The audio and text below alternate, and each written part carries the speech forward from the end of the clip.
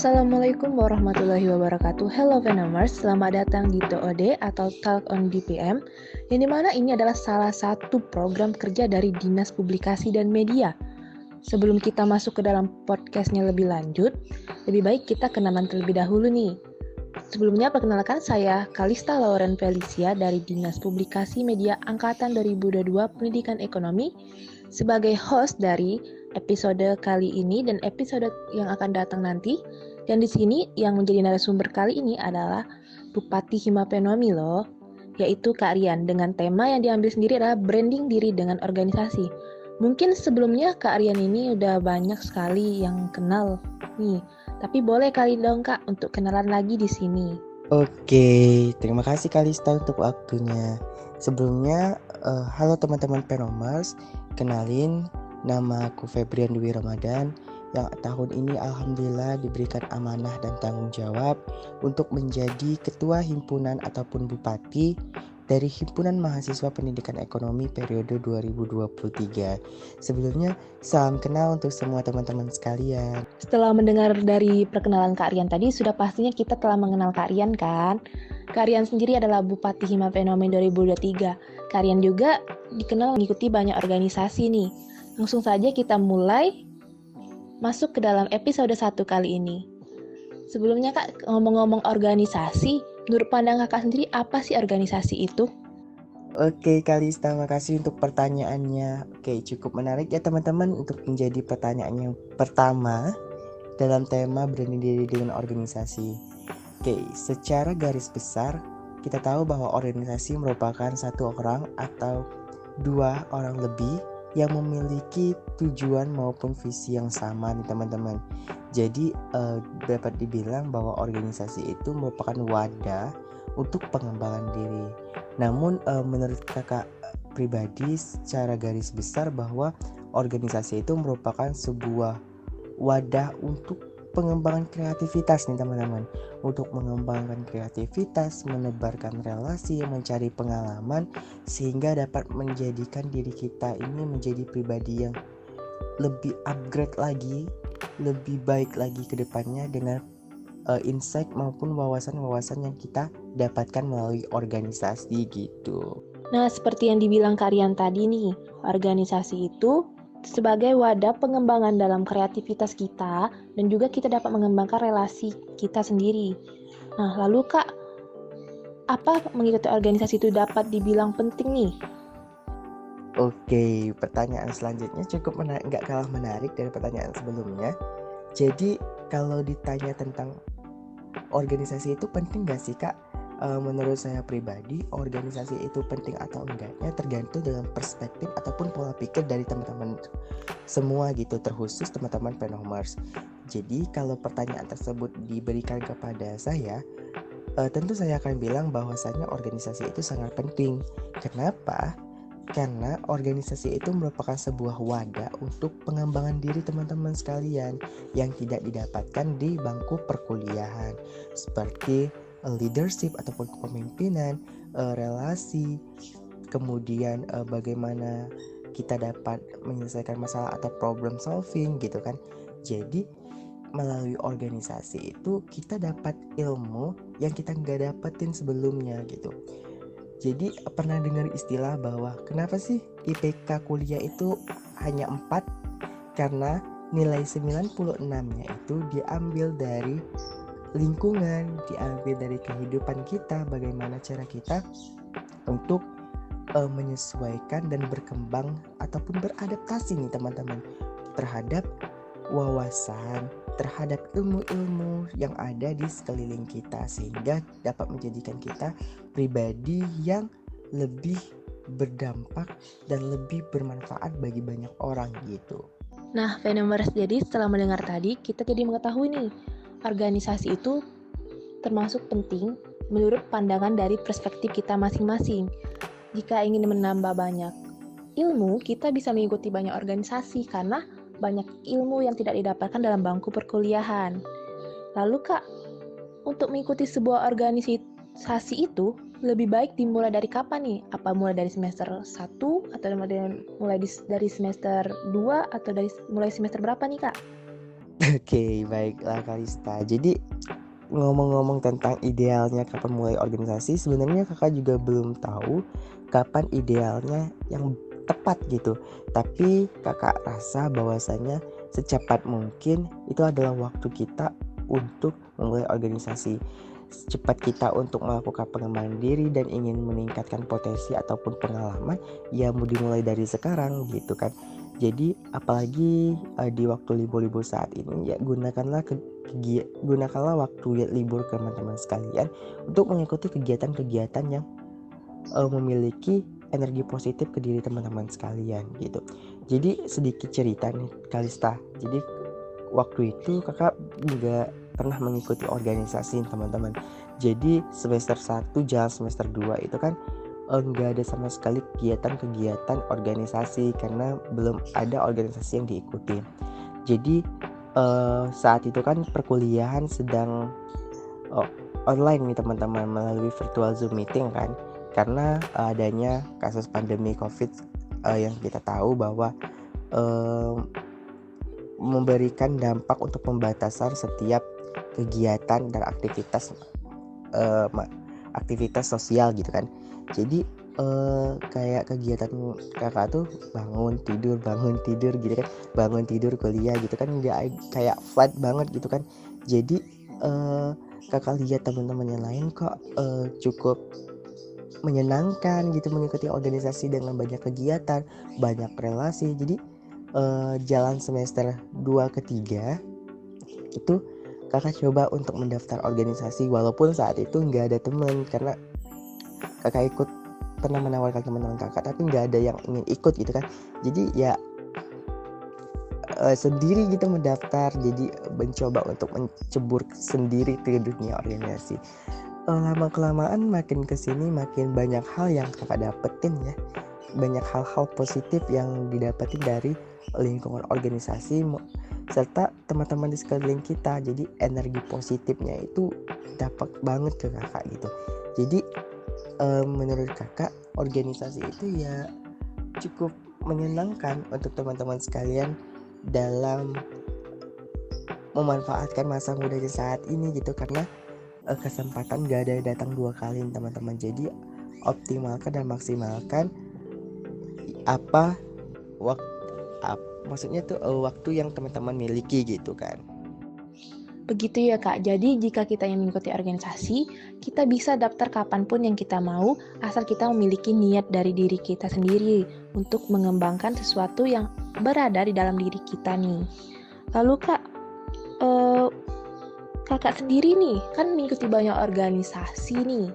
Kakak punya nggak tips bagaimana cara membagi waktu saat mengikuti organisasi dan saat mengikuti perkuliahan? Oke, terkait dengan cara membagi waktu ini ya. Oke Kalista, mungkin kalau pertanyaan ini diberikan ke kakak ini sebenarnya bukan tipikal orangnya perfeksionis banget gitu dalam mengatur atau memanajemen waktu.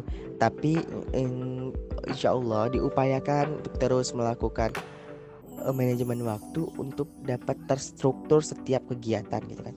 Jadi kalau untuk membagi waktu sebenarnya lebih ke pribadi masing-masing gitu kan. Bagaimana untuk memprioritaskan tanggung jawab dan amanah yang benar-benar mendesak gitu kan. Jadi bisa di list kegiatan apa saja gitu kan, ataupun tugas-tugas apa saja yang ingin diikuti. Dan perlu teman-teman ingat bahwa perkuliahan itu penting nih teman-teman, tapi organisasi juga nggak kalah penting. Yang perlu diingat bahwa jangan letakkan organisasi di atas perkuliahan. Karena kenapa saya bilang gitu? Karena tujuan utama kita ke universitas atau kampus itu tentu untuk kuliah. Jadi jangan melalaikan tanggung jawab kita sebagai mahasiswa. Jadi organisasi itu sebagai backup atau pendukung teman-teman sekalian dalam mencari kerja nantinya atau mencari pengalaman nantinya gitu kan. Terus bagaimana teman-teman bisa membagi waktu antara organisasi satu dengan organisasi lain, dengan tugas satu dengan tugas lain gitu kan. Jadi urutkan berdasarkan skala prioritas. Biasakan diri untuk memanfaatkan waktu dengan optimal, dengan sebaik-baiknya, karena efisiensi dan keefektifan diri kita ini cukup dimaksimalkan dan cukup dioptimalkan. Jadi apa yang kita lakukan ini akan memberikan sebuah benefit dari kita untuk kita sendiri gitu kan. Gitu sih Kalista untuk terkait dengan cara membagi waktu. Jadi bagaimana cara kita untuk memprioritaskan hal yang benar-benar penting dalam organisasi maupun perkuliahan gitu. Setelah yang dibilang dari Kak Rian tadi, kita dapat mengetahui walaupun kita mengikuti banyak organisasi, tapi kita harus bisa mengutamakan perkuliahan. Dan ketika kita mengikuti banyak organisasi, kita mendahulukan yang mana lebih menjadi prioritas. Nah, Kak, dalam berorganisasi ini kan memiliki banyak pengalaman nih. Apakah nanti pengalamannya akan berguna atau sangat penting dalam CV nanti? Oke, jadi terkait dengan penting gak sih Kak organisasi dalam CV, sebenarnya ketika nilai kita baik dalam akademik namun tidak kita tunjang melalui non-akademik, teman-teman seperti organisasi, menurut saya pribadi kurang gitu kan. Karena yang dicari sekarang bagaimana memiliki rasa kepemimpinan, bagaimana cara menyelesaikan masalah atau problem solving gitu kan, bagaimana untuk membagi waktu dan bagaimana untuk meningkatkan kreativitas gitu dalam bekerja. Karena kreativitas dan inovasi itu ketika bekerja sangat dibutuhkan kan, seperti yang kita tahu gitu. Jadi sangat penting teman-teman organisasi dalam CV. Tapi ketika organisasi bagus tapi akademik gak mendukung, ya juga percuma gitu teman-teman. Jadi jadikanlah sebuah organisasi itu sebagai penyeimbang akademik. Jadi work life balance gitu kan, antara akademiknya baik, organisasinya juga baik, ataupun juga mengikuti pengalaman-pengalaman seperti magang ataupun program-program pemerintah, ya itu sangat mendukung banget nih teman-teman untuk kita, untuk bekal kita untuk mencari kerja nantinya gitu. Seperti yang dibilang Kak Rian tadi nih, jadi organisasi ini termasuk penting dalam CV nantinya. Selain pengalaman organisasi, nilai akademik dan pengalaman magang kita juga sangat digunakan untuk CV juga nih nantinya. Lalu Kak, bagaimana nih Kak agar mahasiswa mau ikut dalam sebuah organisasi? Karena dari pengalaman Kalista ini banyak teman-teman yang mahasiswa di sini merasa dirinya merasa malu atau pasif dalam mengikuti sebuah organisasi. Oke, jadi pertanyaan selanjutnya itu gimana sih Kak untuk mengatasi rasa malu dan pasif dalam mengikuti organisasi? Oke, sebenarnya rasa malu itu teman-teman bisa diatasi. Pasifnya kita dalam organisasi bisa kita kasih solusi gitu kan.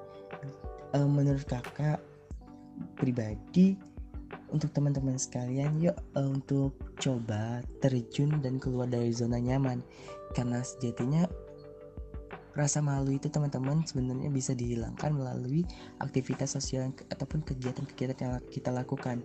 Ketika kita join ke organisasi, mendapatkan energi positif dari orang-orang sekalian kita yang hebat banget gitu kan. Jadi dampak positif dari lingkungan itu dapat membawa kita ke pribadi yang lebih percaya diri gitu kan. Jadi rasa malu itu sebenarnya itu sangat-sangat bisa diatasi dengan terjun ke organisasi. Karena yang teman-teman tahu bahwa percaya diri itu sangat dibutuhkan, apalagi saat berbicara atau public speaking ke banyak orang atau ke depan banyak orang gitu kan. Dan bagaimana untuk mengatasi rasa pasif? Menurut saya pribadi, carilah tempat yang memiliki rasa kenyamanan gitu Kalista. Jadi ketika kita udah nyaman terhadap tempatnya, kita tahu passion kita di mana, dikelilingi dengan orang-orang yang sangat-sangat hebat dan sangat berdampak, tentu kita bakal menjadi nyaman dan membuat kita aktif dalam mengikuti organisasi gitu.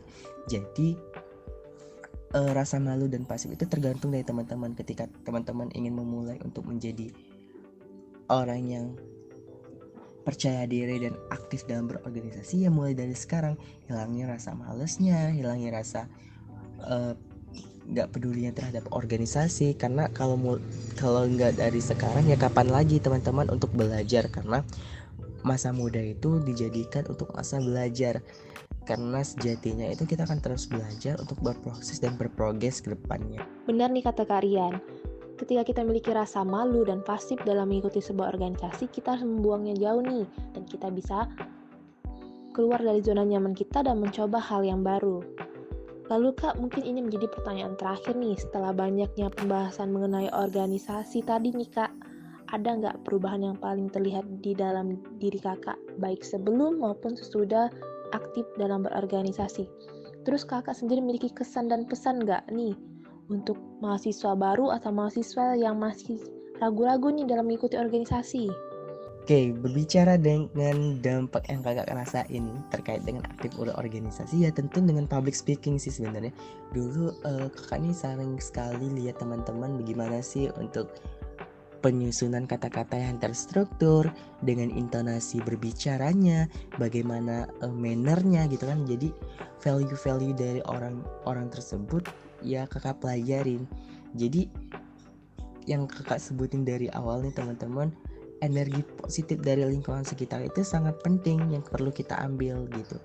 Jadi semakin baik lingkungan kita, maka akan membawa kita ke lebih yang baik lagi gitu. Selain public speaking sih, leadership ya teman-teman, kepemimpinan pastinya yang kakak rasain. Insya Allah kakak upayakan untuk menerapkan leadership tersebut di himpunan kita tercinta ini. Tapi perlu dukungan dari teman-teman sekalian juga untuk memaksimalkan seluruh visi dan misi serta upaya kita untuk memajukan Hima-Peromi tentunya. Terus terkait dengan kesan, ya seperti tadi tentang kesan dalam mengikuti organisasi itu cukup menyenangkan, karena ketemu banyak orang dari berbagai fakultas, ketemu banyak orang dari luar lingkup universitas gitu kan. Jadi relasi kita itu menyebar luas, kita banyak kenal orang, kita banyak belajar dari banyak orang, kita bisa saling membantu satu sama lain gitu kan. Karena sejatinya kita makhluk sosial masih memerlukan bantuan orang lain gitu kan, dalam bertahan hidup tentunya, ataupun dalam menghadapi gitu aktivitas-aktivitas sosial kan. Terus pesan kakak terhadap teman-teman yang ragu-ragu, yuk mulai dari sekarang bisa untuk terus percaya diri, untuk mulai mengikuti organisasi, karena organisasi itu menyenangkan teman-teman kalau teman-teman bisa memaksimalkannya. Organisasi itu bisa dijadikan rumah kedua teman-teman, mencari kenyamanan untuk bertemu orang-orang yang memiliki visi dan misi yang sama, tujuan yang sama, dan energi positif yang luar biasa. Jadi pesannya yuk jangan menunda hal-hal baik untuk terus berkembang lebih jauh, untuk berproses lebih jauh, karena sejatinya kita harus dapat mengupgrade diri, mengikuti perkembangan juga, menjadi orang yang bisa mampu untuk mengembangkan potensi kreativitas dan inovasi kita, untuk dapat bisa terus belajar dan bisa memetik seluruh hal-hal positif dari lingkungan sekitar kita. Jadi jangan tunda hal-hal baik nih teman-teman sekalian. Mulai dari sekarang keluar dari zona nyaman, coba hal-hal baru, dan mulailah aktif berorganisasi, karena masa muda gak datang kedua kalinya gitu Kalista. Nah teman-teman, mungkin ini menjadi sesi terakhir kita loh. Terima kasih sebelumnya untuk kalian telah menjadi narasumber kita pada episode 1 kali ini, yaitu branding diri dengan organisasi. Lalu seperti yang Kak Rian tadi bilang nih, yang dapat Kalista ambil tadi, mulailah aktif berorganisasi karena masa muda nggak datang kedua kalinya. Benar sekali loh, kita harus keluar dari zona nyaman kita sendiri dan mari mengikuti banyak organisasi untuk meningkatkan banyak pengalaman. Mungkin itu saja Dari saya sebagai host, saya ucapkan wassalamualaikum warahmatullahi wabarakatuh. Sampai berjumpa di episode kedua nanti. See you.